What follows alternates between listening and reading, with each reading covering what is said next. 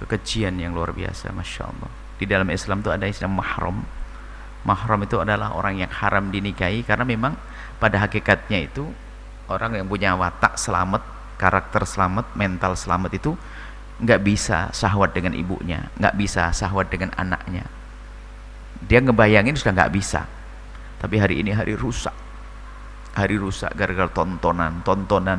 Makanya kami selalu ingatkan jangan main-main dengan tontonan itu, sehingga anak menjadi syahwat melihat ibunya. Anak bisa ngintip ibunya di kamar mandi gara-gara rupanya dia sering nonton film kotor, film porno. Maka jangan main-main demikian itu, sehingga matanya itu kotor, tidak melihat perempuan kecuali langsung to the point. Otaknya itu ke tempat-tempat yang khusus. Hati-hati. Dan itu yang menjadikan seorang bapak menzinai anaknya.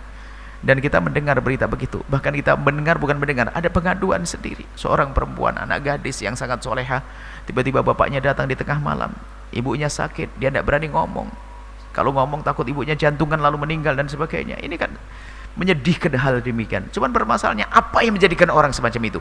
Karena sudah tidak patuh dengan petunjuk baginda Nabi, petunjuk Allah untuk menjaga mata. Hati-hati, jangan ngentengin. Kelihatannya biasa, tapi tidak rusak mental kita. Biarpun semula melihat film porno dengan suami istri, tapi permasalahannya bukan di situ. Permasalahan mentalmu akan rusak. Sehingga apa? Karena yang Anda lihat bukan milik pasangan Anda, yang Anda lihat orang lain, dan orang lain antara satu dengan yang lainnya sama-sama orang lain. Anda bisa menghayal kemana-mana. Hati-hati, jangan main-main urusan ini.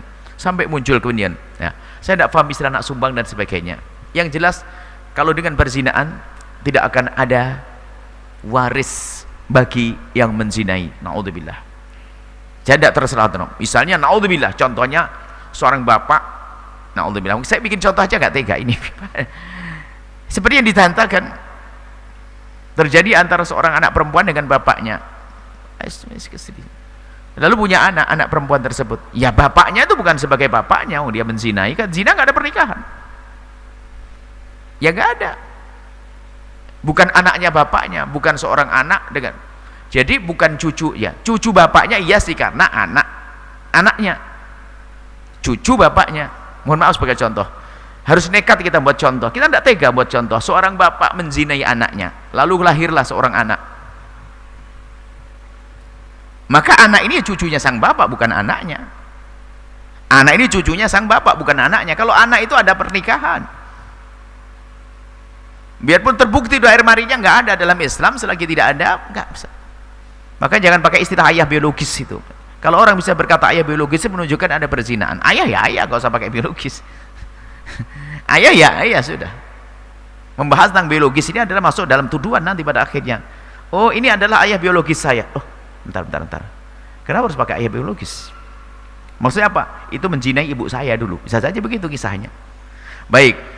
Adapun masalah waris, ya kalau sang bapak ini meninggal dunia, maka anak perempuannya tidak mendapatkan waris selagi masih ada yang di atasnya. Contoh seorang, naudzubillah, seorang bapak punya anak, ada laki ada perempuan hidup, kemudian naudzubillah sang ayah, aduh ini contohnya nggak enak banget nih. Sang ayah menzinai anak perempuannya, punya anak, berarti kan cucu, bukan anaknya. Maka dalam Islam yang mendapatkan waris ya anaknya. Jika ada anak laki-lakinya habis, cucu tertutup oleh ayah, oleh pamannya. Cucu nggak mendapatkannya, bukan sebagai anak karena bukan anaknya, sebagai cucu nggak karena masih ada ibunya. Adapun anak dari zina, maka memang tidak sambung dengan bapaknya. Orang lain pun juga sama, seorang laki-laki menzinai seorang perempuan lalu hamil, keluar anak, maka itu bukan bapaknya, tidak saling mewarisi. Antara sang bapak, sang laki-laki dengan anak itu tidak akan saling mewarisi selagi tidak ada urusan nasab yang lainnya, nggak saling mewarisi. Tapi ibu tetap ibu dong, masa ibu dipisah? Ya saling mewarisi dong, ibu dengan anak mewarisi, masa dipisah? Nggak mungkin dong. Biarpun anak zina, ibunya mewarisi sang anak mewarisi ibu kalau meninggal, tetap mewarisi karena bapak, ibu dengan anak. Nggak bisa dipisahkan ibu dengan anak. Kalau ibu dengan anak ada pakai nikah-nikahan, maksudnya untuk dinisbatkan nggak harus ada pernikahan dong. Lalu anaknya siapa? Jelas anaknya sang ibu kok. Jelas anaknya sang ibu seperti itu. Jadi urusan waris sangat jelas. Selagi bukan nasab yang sah, maka tidak akan mendapatkan saling waris. Adapun hukum negara, wallahualam, saya belum tahu hukum negara seperti apa. Kita hanya bicara dari sisi Islam seperti itu. Jadi seorang laki-laki, biarpun dikatakan bapak biologis dalam bahasa, maka dia tidak saling mewarisi dengan anaknya selagi bukan dengan pernikahan yang sah.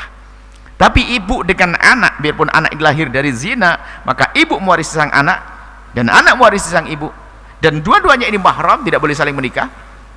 Kalau mati salah satunya saling mewarisi seperti itu. Jadi persis nggak ada beda. Cuman sedih kalau sudah menyebut anak apa kan, anak istilah anak asak apa? Anak apa? Sumbang dan seterusnya. Innalillah. Hati-hati wahai hamba Allah. Bukan kita bahas masalah ini, sebabnya kenapa terjadi yang demikian itu, kenapa terjadi kehinaan-kehinaan seperti itu, harus kita hindari. Dan kalau ada orang seperti itu, ayo kita tolong segera kita jauhkan, sebab ini bahaya sekali. Sebab dalam satu rumah yang orang tidak akan menduga, siapa yang menyangka seorang bapak berzina dengan ibunya, dan siapa yang curiga. Ini ada yang terjadi di rumah. Makanya Islam itu, tolong dengar Islam, hei hamba Allah. Kalau sudah anakmu sudah mulai gede, tolong farriquhunna fil madaji, tempat tidurnya dibedakan laki perempuan satu-satu. Maka semelarat apapun dirimu, tolong bikin kamar berbeda antara anak laki dengan perempuan. Semelarat apapun dirimu, tolong toiletnya itu, kamar mandinya ada kuncinya, jangan sampai. Semelarat apapun dirimu. Lah ini kan Anda tidak semelarat itu kok, Anda tidak semiskin itu. Farriquhum, jangan biarkan lagi anak itu satu kasur, laki perempuan pisah. Karena mohon maaf, karena anak mungkin adik laki-lakinya pengen ke toilet malam hari ada lampu, ternyata tersingkap aurat kakaknya atau sebaliknya. Pendidikan dalam Islam adalah indah. Permasalahan kita adalah di saat kita sudah tidak patuh, akan terjadi di rumah kita sesuatu yang tidak kita inginkan. Jangan mata anda umbar untuk melihat yang haram. Semoga Allah menjaga anda semuanya. Adapun siapapun yang pernah terpleset, Allah Maha Pengampun. Semoga Allah mengampuni, berikan kesadaran sehingga semuanya menjadi baik-baik. Allah. Setelah Anda menyaksikan video ini, jangan lupa berselawat kepada baginda Nabi Muhammad sallallahu alaihi wa alihi wa sahbihi wasallam.